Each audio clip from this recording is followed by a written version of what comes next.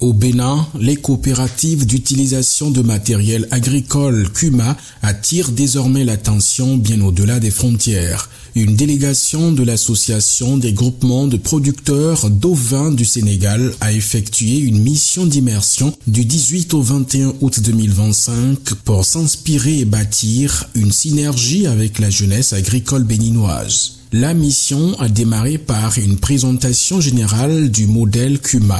Puis, cap sur Comé où la délégation a découvert la CUMA de maraîchage, son système de maîtrise de l'eau, ses techniques de production et ses méthodes de commercialisation.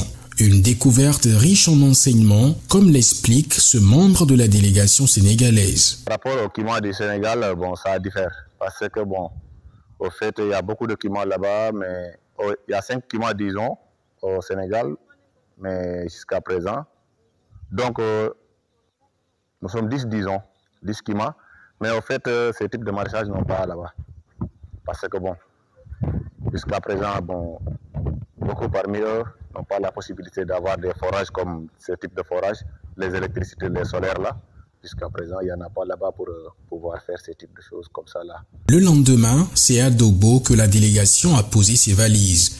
Ici, l'expérience des CUMA spécialisés dans le tapioca a retenu toute leur attention. Fonctionnement interne, organisation du travail et surtout gestion communautaire du matériel.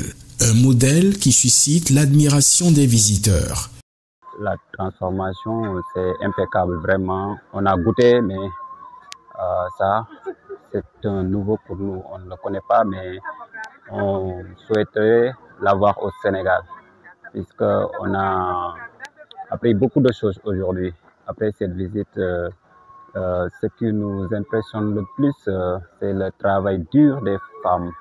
On a vu que l'activité, ce que nous avons vu ici, ce qui nous marque plus, c'est le travail des femmes. D'après cette visite-là, j'ai retenu comment on fait le tapioca et comment on transforme le manioc pour avoir le tapioca.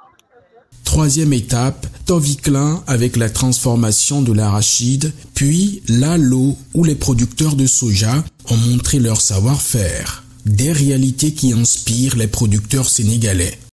léegi nag ñëw fii ci Bénin pour def visite de sens ci diggante CUMA ak suñ CUMA morom yi li ñuy liggéey nag mooy transformation fii biñ fi ñëwee tey ñu ngi fi fekk ñoo xam ne transformation bi ci dëwlin la ñuy liggéey suñ liggéey pare dañuy jël li ci des ñu def ko ay galette balaa ñu koy defar nag dañ koy bojj ba mu set buñ ko bojjee ba mu set ñu foofu ko saaf ko pour mën a rey xob yi ci kaw bu xob yi pare nag ñoom dañ koy def pat ci pat boobu la ñuy mélanger ndox di koy bës ba génne ci diw biñ soxla li def ci pat bi nag moom la ñuy jël def ko ay galette ñu nekk fi daal ci visite de sens CUMA yi li ñuy liggéey ñu mën cee xam dara pour bu ñu ñibbee ñu jëriñoo ko loolu moo ñu indi fii ci Bénin.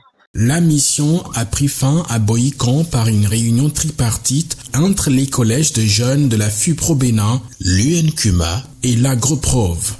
Un moment fort d'échange et de réflexion sur l'avenir. Les points d'attention qui ont été retenus, qu'est-ce que les prochains pas, c'est déjà les analyser et voir en termes d'activité, qu'est-ce qu'il faut proposer aux deux parties, la partie béninoise et la partie sénégalaise.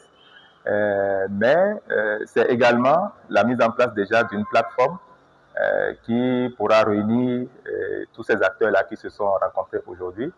Et avec l'engouement, je suis persuadé que les activités déjà directes vont commencer amplement. Et ça, c'est déjà important au-delà de tout ce que nous ferons en termes organisationnels.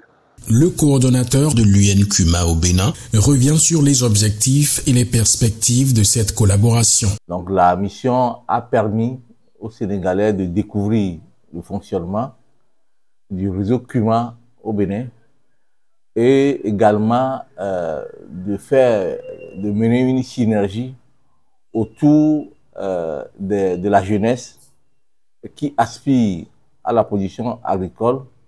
Et cette jeunesse également a fait des échanges avec la jeunesse de la FIPRO, des collègues des jeunes de l'UNCUMA et ceux de Agroprov qui sont venus du Sénégal. La perspective aujourd'hui, c'est d'abord la consolidation des acquis de la deuxième phase du projet. C'est très important pour pérenniser le modèle Kuma.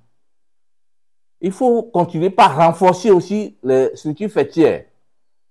Les structures faîtières afin qu'elles deviennent des organisations influentes, capables de représenter et de défendre les intérêts des producteurs.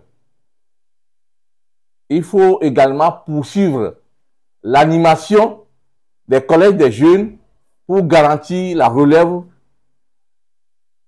des générations passées. Il faut également créer des conditions pour diffuser des informations sur ce modèle.